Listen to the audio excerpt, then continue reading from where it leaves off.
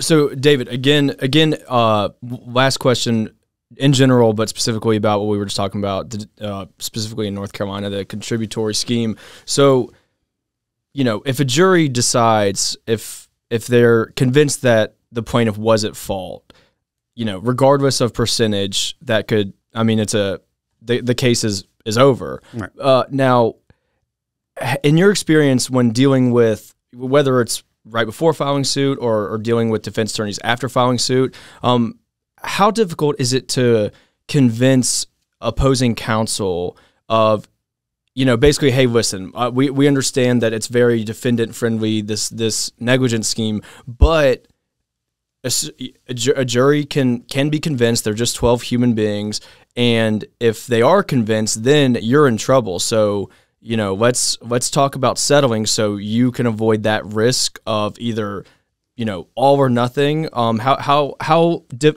do you make those arguments, and is it difficult?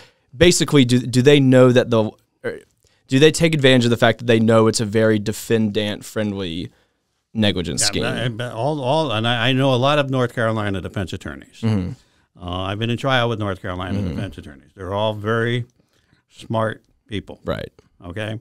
And I'll be honest with you, I have never taken a case to trial where I thought there was contributory negligence.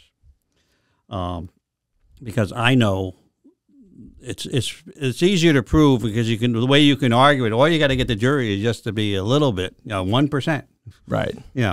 It's a much easier argument to make. And that's why, in terms of venue, it's much easier to bring a case in South Carolina than it is to bring in North Carolina. Sometimes you don't have the choice because of the nature where the accident occurred and the parties that were involved. But if any time we can bring a case in South Carolina, it's to our advantage. But those are discussions that take place very early on. Right. Every case I look at when we first get at the accident, I analyze a North Carolina case to see if there is a possibility of contributory negligence. And guided by my own experience, I can make a determination whether this is something we can take forward or not. And the majority of the cases that we do file in North Carolina obviously don't have that, because I've already screened that part out. When there's comparative negligence here in South Carolina, that's something that you can get into some friendly discussions with the South Carolina defense attorneys and determine. It's a compromise situation and determine that.